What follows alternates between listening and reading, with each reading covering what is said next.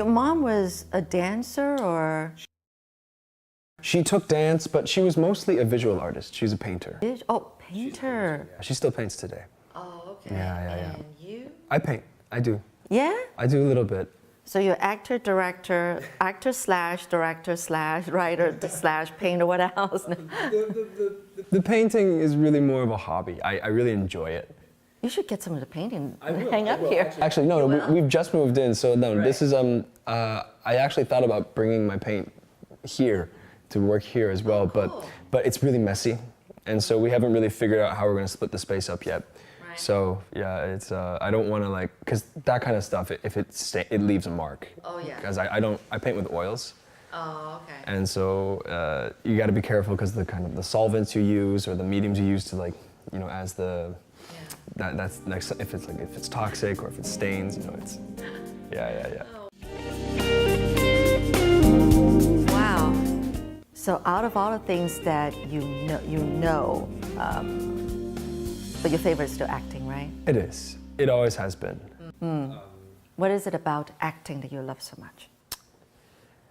I think it was the idea of commanding a room and commanding a space, but not for myself, for and by the role that I was performing as.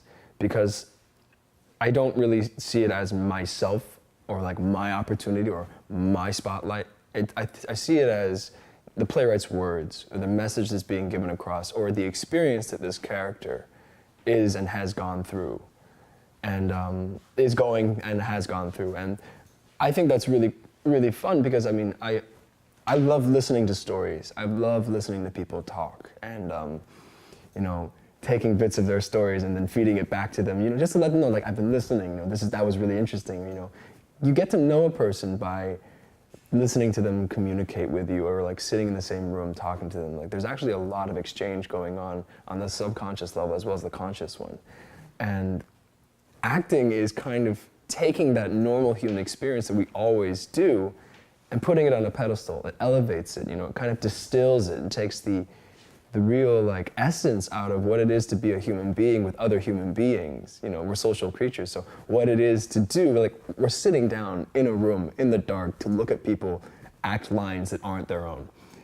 You know, and there's a certain ritual there. And I always found that very captivating, that they were willing to believe me. They were willing to believe that I was so-and-so. You know, that willing suspension of disbelief that I took them, or we took each other out of space and out of time, and for a minute, we were all in England in the 15th century, or we were all in, you know, America in the 1930s, you know, or we were, you know, that just really kind of, it's like magic, and real life magic. And I always found that very captivating. Now you said the best thing to start in acting is doing stage plays. Why is that? There's an immediacy. And there's a direct immediacy. I started doing film, I think in 2013 or 2014. And I was really glad I had a theater background because, you know, a lot of the times when you're on stage, you're actually playing to the audience and you're not just playing yourself. You're not just doing it by yourself. You can't do it in a vacuum. Right, you have to face the audience, right? Oh, yeah, you know, I mean, granted, you know, sometimes your character sees the audience, sometimes they don't. But regardless of that, how the room feels is a direct reflection on how this performance is or is going to go. That's a lot of pressure. It is, but you learn to play the crowd. Because sometimes no matter what you do, there's not going to be a reaction. And it's not that you're going for laughs. You're trying to get vibration back. And the benefit of being the actor is you know all the beats. I know where this is going and I know how to get there, but I also know all the detours I can make to get to those beats. So sometimes if I'm doing it just, you know, the standard way we were directed to do it, and then it falls flat, well then in that void, in that silence, you get to see yourself kind of pulled away from the moment and you realize, oh my God, this line can actually go this way too. And then you make a real life on-stage discovery in the moment as the character. Wow. And, you know, so if it applies to the scene, and it usually does, because you usually don't run into those moments unless it's already like kind of you've been guided there. And you make a discovery, and the audience can feel that. They can see that, and it's live, it's living, and it only happened that one time. And you can try to replicate it, but there are so many conditions that have to be right for that to happen every single night. So yeah, it has to be very artificial, or it has to be very organic, and I love that. That's interesting, because I'm thinking that, wow, you know, when you think about a show, a stage play, or a musical that's gone for 500 times on stage, but from what you just said, each actor or actress could be experiencing different things all 500 times and still enjoying it. Because for me, I thought, that's tedious. That's just working for the money. So you do 500 times. I mean, there is a certain level of, like, machinery that goes on towards the end, if you're going to that extreme. Right. Yeah, and I mean, I've never been in that position. I've never had the fortune or, you know, the talent to be at that level. And because I really respect that, because that's like, that's craftsmanship, you know, that's, you've perfected something and you've gotten it so clean and so efficient that you can do it the same way every time. And that's skill, and I don't boast to say that I have that. I can't do that. I mean, partly because of my own personality, I can't really stand, I can't stand excessive repetition. Oh, okay. I do get bored, so that's why I have so many hobbies, because I need to find something new to go back to every now and then to rediscover what's interesting about it, or what can I discover through this experience, what's new in this part of my life right now. And so I could never do that. The longest running show I've done was, you know, like just the standard university production that was 3-4 weeks, like 4 weekends, and, you know, Wednesday and Saturday matinees, depending on the show, if it was a big hit or not. But that was my limit. And towards the end, it was like, I love this feeling, but I'm really ready. I'm ready for this to be over. Like, I have homework to do. I gotta get out of here. Wait, you were born In Taiwan. in Taiwan. Okay, so you've been here your whole life, pretty much. You haven't lived anywhere else. I lived in the States for the 5 years I was there for undergrad. Okay. But, In acting? Or what that was? What that was? Theater major. Yeah. So we did theater history, theater craft, so set designing, light design, sound design, directing, acting, theater history, world theater, like that kind of stuff. Yeah. All right.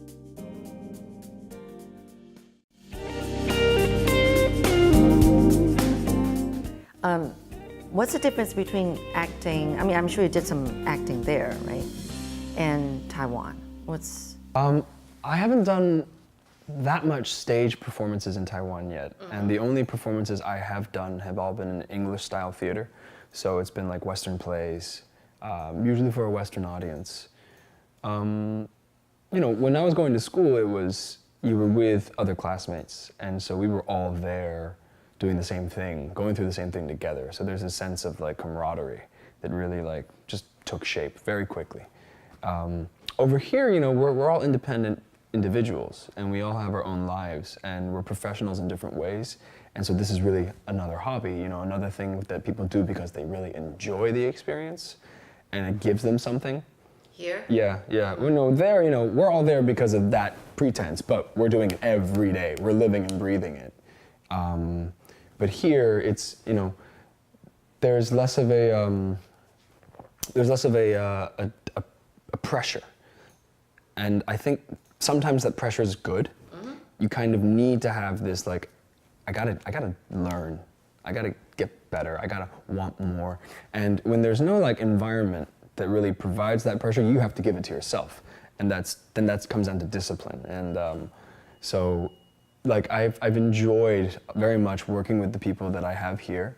But I did prefer, I think, when I was in the performances and the experiences I had when I was in school. But that could just because I'm biased and nostalgic of being in university, and that's probably it.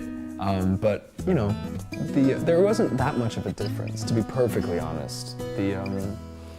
The difference, I think, would just be the scale and the types of 我 people 希 that 望 come 有一 in. 天我是可以制作我自己的电影，我有一些剧本概念，然后一些 idea， 然后有很久了，只是一直没有那个机会去把它写下来，然后把它做成剧本，所以我觉得还是先走一走演员这条路，然后看看有没有那个缘分去学。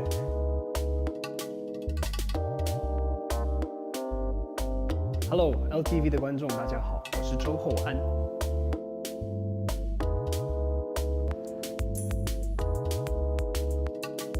我妈妈那家，他们那家都是从小看戏看到大，然后也是很喜欢唱歌的，所以我两边都有点艺术细腻的细胞，所以爸妈其实都很支持。